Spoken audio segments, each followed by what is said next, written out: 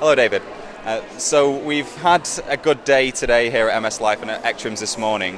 What do you think have been some of the good pieces of work that's happened today and information that you think that the people should know about?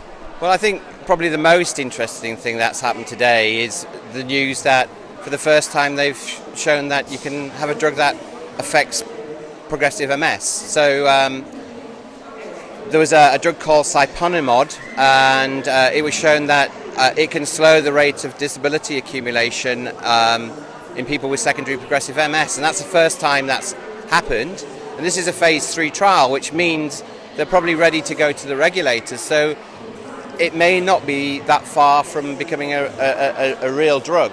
So that was, I think, one of probably the highlights of the meeting.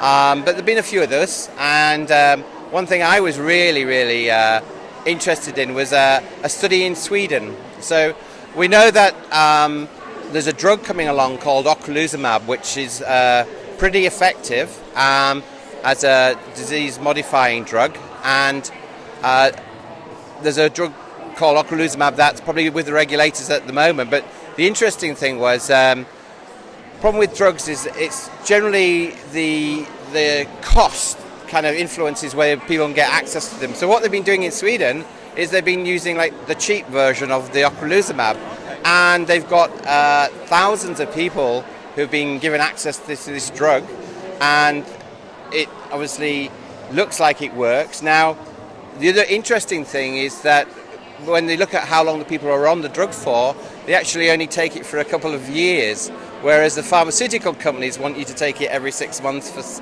forever. So you might not have to. So this is kind of really good news, because it could mean that if it's effective, you might not have to take the drug for a long time, which will reduce side effects. And it also suggests, that doctors are willing to try things outside the box, which is a good thing, because I think there are drugs that may be of benefit for people with MS, but they're not used because they're not produced by or marketed for MS by pharmaceutical companies. But nevertheless, if you use, say, an epilepsy drug, it might be of value for multiple sclerosis. So that was one of my highlights. It was like sticking it to the man, which was like great. Well, on that topic, do you not think that there might be a risk that if we're moving away from big pharmaceutical companies and moving into the sort of generic area, that there might be less of an acceleration in terms of the funding that's coming through for those kind of treatments? Definitely. And I think my worry, I guess, is that there's going to be a burst of the bubble. And for many years, the pharmaceutical industry has been investing very heavily in MS drugs, and it's one of the few neurological diseases where there are treatments available, and that's because pharmaceutical companies can make money. But eventually what happens with those drugs, they're protected by patents, the patents run out, and then the generics come along. Now, what's happened historically is the drugs have been biologicals, which have been more difficult to manufacture than just a straight chemical.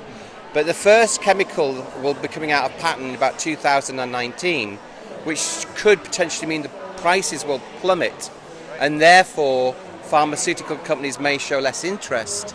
And that's kind of potentially a good thing in terms of getting access to drugs where there's a restriction or a rationing because of the cost.